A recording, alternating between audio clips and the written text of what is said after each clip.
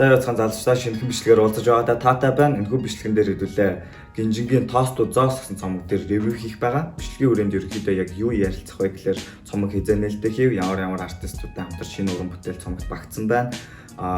Бас хамгийн их таалагдсан дуу миний хувьд ямар дуу бай, хамгийн сул санагдсан дуу миний хувьд бас ямар дуу бай, бас яагаад сул санагдав. Тэгээд өөр нэмэлтээр артистуудтай яаж хамтарч ажилласан байна, маркетинг нь яаж явсан байна гэх мэтлэн зүйлсийг детальчлаад ярилцах болно. Нэмээд хэлэхэд бол би ямар нэгэн мэргэжлийн хүн биш, ямар нэгэн урлагийн сургууль төгсөөгүй, хөгжмийн сургууль төгсөөгүй, цэвэр сонсогч талаас энэ цомог надад яаж нөлөөлсөн бэ гэдэгт бол детальчлаад хэдүүлээ ярилцах байгаа.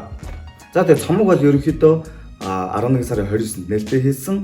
Тэгээд хамгийн их надад энэ цомогийн хайп үүсгэсэн хамгийн гоё зүйл нь таалагдсан зүйлс нь юу гэхээр cover photo. Зураг болон маркетинг нь үнэхээр гоё ажилласан.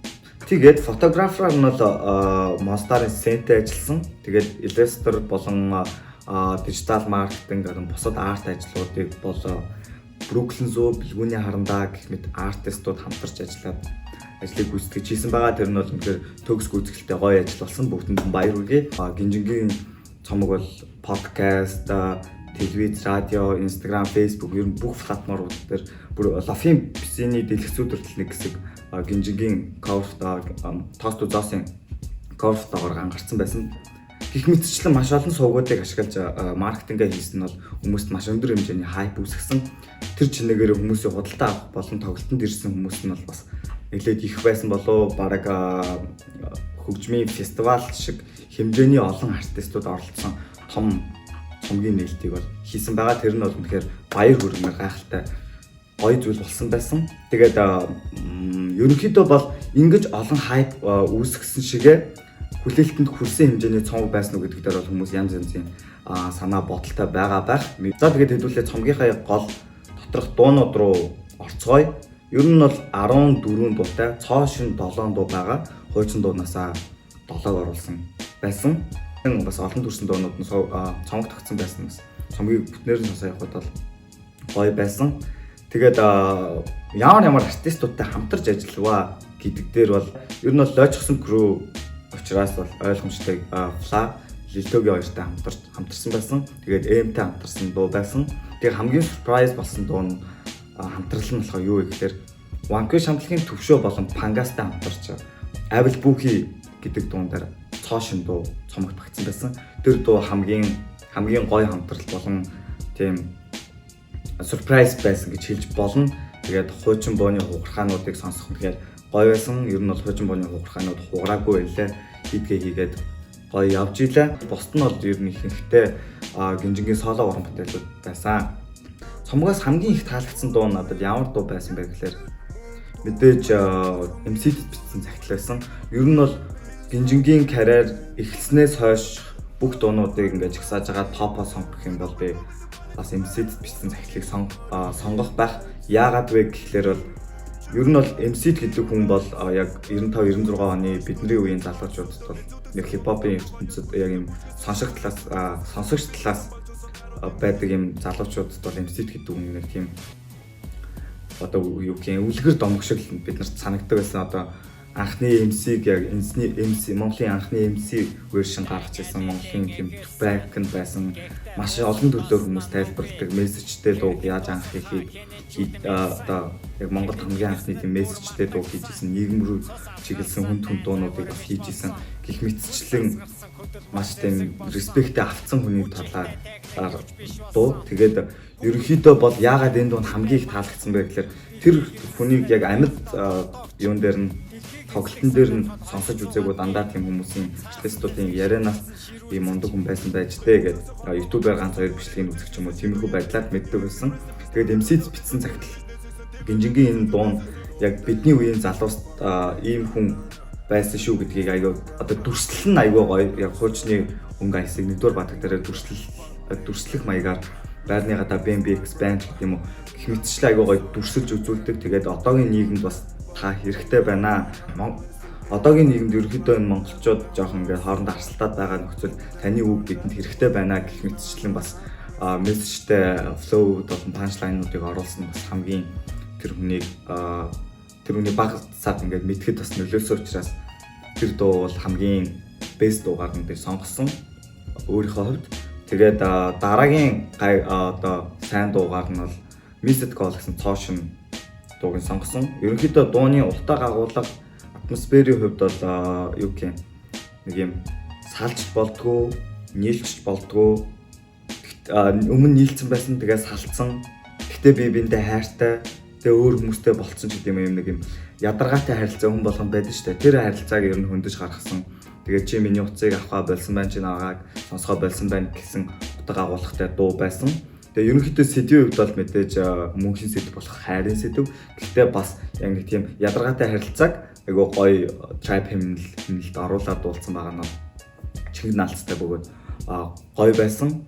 Тэгээд хамгийн одоо жоохон сул болсон дуу гэдэг дээр бол би Trap King гэдэг дуу цаашин дууг сонгосон.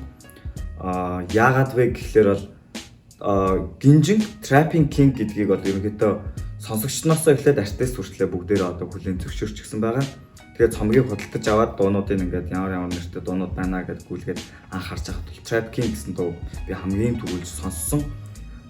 Маш өндөр хайптай сонссон. Яагаад гэхлээр Trap King гэдэг дуу гаргасан тийм үү. Тэгэхээр King дуун дээр скиллээ өөрийнхөө скиллийг харуулах ч юм уу яг King гэдгээ батлах punchline flow одоо vocal element ч гэдэг юм уу янз бүрийн тийм скиллүүдээ харуулах болов уу гэсэн чинь маш сүртэй нэртэй дуу. Тэгээд нөгөө гинжин маань яг ингээд хаан болохоос өмнөх байсан гинжин маань яг ингээд явсараа дуусчихсан. Ер нь бол дуунууд болон бусад дуунууд дээр ашигласан латино хэв маягийн гитарын акустик дууралтуудыг ашигласан нь бол таалагдсан.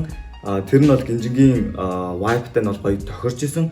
Гэхдээ Trap King дуун дээр бүр ингээд амар өндөр хайптай бүр яг ингээд өөрийгөө бүр ингээд батлаад би King чинь байна гэж батлах болоо гэсэн чинь ингээд урсгалаараа явсараа дууссан. Дууны одоо нэг гинжин нэг юм scream хийсэн элементүүд хийдэж штэ дуун дээр team элемент болно янз бүрийн гоё элементүүд хүлээжсэн боловч даанч ингээл шулуунаар явсараа дуусчихсан. Тэрэн дээр ер нь бол жоохон сул дуу гэж сонгосон байгаа. Шалтгаан нь бол ийм шалтгаантай. Тэгээ дараагийн жоохон сул дуугаар нь бол Moj гэсэн дууг сонгосон. Тэгээд яагаад энэ дууг сонгосон бэ гэхээр гинжингийн Lil-тэй хамтарсан Moj гэсэн дуу байгаа. Бас цоошин дуу. Тэгээд энэ дуу нь яагаад миний хувьд сул санагдсан бэ гэхлээр ерөнхийдөө дууны утга агуулга нь бол лойчсон крүүгийн хувьд бол лойчсны хувьд бол хитрхээ өлөг болсон сэдвээ дахиад дуулсан юм шиг санагдсан. Юу гэх юм одоо миний хич байгаа чиний хич юм уу хаа. Ерөөсөө яг нэг тийм л утга агуулгатай дуу. Тэгээд нөгөө л тийм дууг бол гинжин болон лойчсон крүү бол бүр хангалттай хах дуунуудыг бүр ингээд сэдвээр хийцэн. Тэгээд дахиад нэг тийм модыг харуулсан гоо ойлгомжтой юм дуу байсан байна.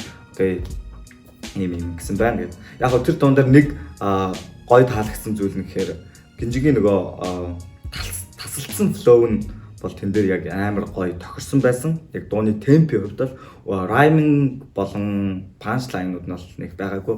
Ер нь яг темп одоо флоуийн хувьд бол тэрэнд бол айгүй гоё флоуийг ашигласан байсан. Тэр Moj дуун дээр юу гэх юм нэг тасалдсан флоу одоо 8 такт байлаа гэж бодоход эхний дөрвөө ингээд хооронд дундаа зайтай ингээд өглөө явангуудаа сүүлийн дөрвөө шууд хурдан флоутай явдаг юм уу. Team flow нь бол Moj дуун дээр нь бол их гоё тохирж исэн. Тэгэхээс хойш бусад мессеж болон юунууд нь хэвчээ өлөг болчихсон санаануудыг мессежнуудыг бэлтгэжсэн учраас бол их сүртэй сэтгэл бол төрүүлээгүй. Тэгээд цомгийг ингээд нийтэд нь бас ингээд бүх дууг ингээд харахад бол яг цомгийн vibe нь бол надад лойчсон crew ямар байсан ямар хэмжээнд очсон гинжин хэн байгаад хэн болов гэх мэтлэн нэрнээсээ эхлээл тоостууд зоостой ийм интро маягийн юм маягтай цомог болсон болов уу гэж бодсож байна. За тэгээд гинжингийн цомгийн хувьд бол нийтдээ надад бол нэг иймэрхүү санагдсан. Тэгээд та бүхэн бас гинжингийн цомгийг сонссон бол сэтгэлдээ бас хуваалцаарай. Ямар дуун таалагдсан, яагаад таалагдсан сэтгэлдээ доор бас бичээд үлдээгээрэй. Тэгээд онлайнаар худалдаж авахыг хүсчихвэл би description хэсэг дээр гинжингийн цомгийг линкийг нь байршуулчихъя. Тэргээр үсэрж ороод бас дуунуудыг худалдаж аваад стрим дээр ч юм уу сонсох боломжтой байгаа. Тэгээд дараагийн бичлэгээр бол Don Dior-ын Devil Inside гэдэг дуун дээр бол Devil Inside цомог дээр ревю хийх бодолтой байгаа. Тэгэхээр тэр бичлэгтээ бас ойрхон байхыг хүсвэл subscribe хийгээд ойрхон байж байгаарай. Тэгээд хэрвээ бичлэг таалагдсан бол лайк дараарай. Тэгээд дараагийн бичлэгээр уулзлаа. Түр баярлалаа.